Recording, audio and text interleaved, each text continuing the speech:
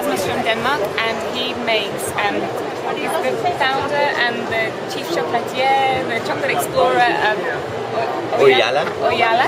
Which is a Spanish girl's name. Oh, really? So when you eat the chocolate, you have the feeling of saying Oialla. Oialla, I like. That's a good name. And you only have one bar of chocolate, is that right? And it's wild chocolate. Can you tell us a little bit about it? I have one bean and one chocolate. That's it. What was very important for me was that I wanted to make an organic chocolate, and for me, taste has always been the most important issue. Taste, and taste. And I haven't tasted organic beans which had a good taste or good flavor to make chocolate of. So therefore, I was forced out to find out where do I find wild trees.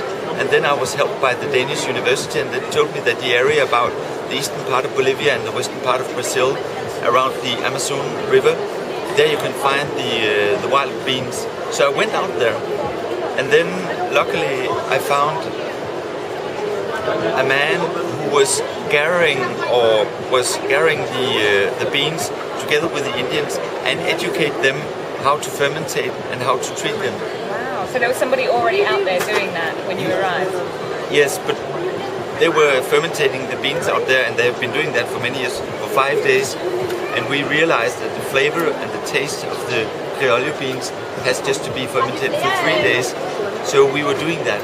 Okay. And training them to change their habits from 5 to 3 days, and that's an enormous thing to do. And this is what makes the chocolate now so special. It's, of course, fermentation is one thing. Another thing is that those beans are grown wild, so they don't have any acidity. So they are not, come on, grow. Yeah. So you don't have the acidity in the beans. So you have there a flavor which is very fruity and no acidity. No, there's not any acidity. No. It's almost biscuity in its Yes, taste. and then Some fruits. it remains in the back of your mouth very, very long, and it keeps developing. So that's when I had tasted that bean out there in the jungle, I said, wow, that's what I have to work with. So was it difficult to find the beans? Because they're grown on trees that aren't owned by anybody, is that right? Exactly. Wild. The government owns the land, and the people who use the land has the right to use it. So when there are 26 different small islands, and when they are used for cacao, other people are not allowed to come in to cut down trees and bring cattle. So it's also an environment project that we're doing there. Nice. Yeah. That's really good. And how many kilos of beans would you get in the harvest? Or is it just like one harvest? One harvest we just received, not just 1 month ago, I received a container with this year's harvest that was 15 tons. 15 tons? Yeah, and that's all. That's it. So it's chocolate for food, and then it's organic as well, and it tastes as well. Yeah, it does taste absolutely amazing. So this is the second harvest, the second batch of beans that you've made into chocolate. Are Yes. you making them into chocolate in Denmark? Yes, And you're overseeing all of that process as well? exactly. And what do you plan to do next, or are you, if you hit perfection with these beans and bars?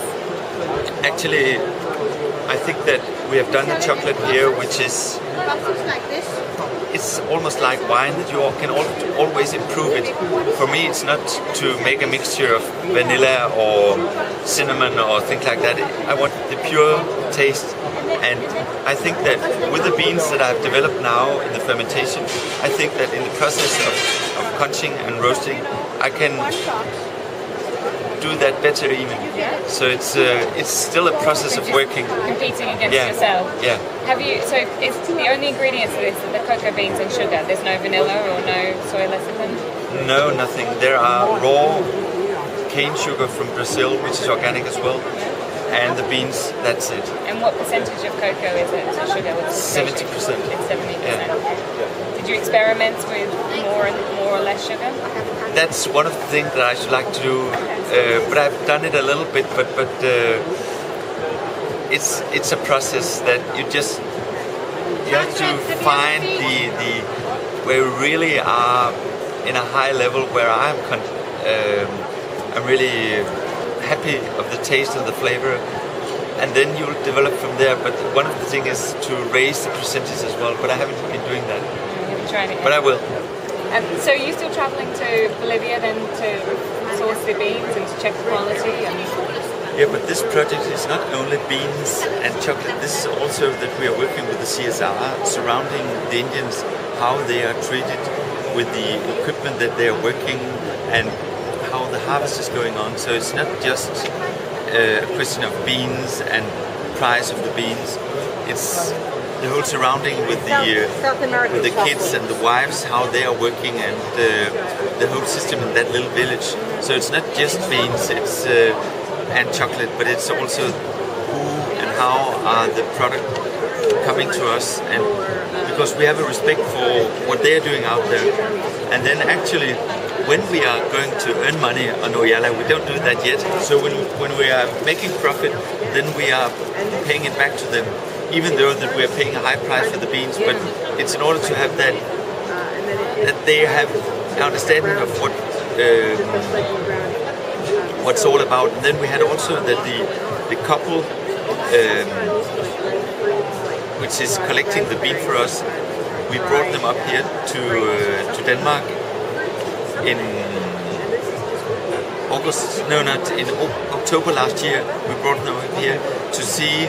They have to understand what it is up here. They haven't been outside Bolivia. Wow, so are there people, they've been tasting the chocolate and actually get to see what happens to the Yeah, and one thing is that of course they are very keen to the project they are doing out there, but they have to understand what is the next step. Yeah.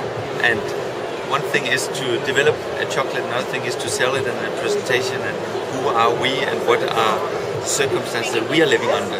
Have you noticed a change in the community since the first time you went to visit and now since you've been buying beans from them? As I don't speak their local language, it's very difficult for me, but I've noticed that the quality is very different. So there must be an understanding of it, that the quality of the beans received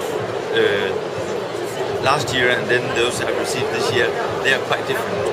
One of the things that I think is really important for people to understand that not everybody would about fine chocolate like this is that you have to work with the communities to make sure that the beans are treated properly, and then therefore they have to be encouraged by higher prices than what they would get if they sold it just to the mass market. Yeah. So therefore we pay the price that they are asking for. I'm not negotiating and say, well, you can have 10% less or something. No, I pay the price that they demand. And you know what was also surprising for me is to be down there in the jungle, and then David, who was down there, he was talking about the shadow because there were trees that were 100 meters high, and I said, because it took then longer time to the cacao fruit to develop, and I said, why don't you cut away the big trees? He said to me, he became actually angry with me. He said to me, can you call it wild then?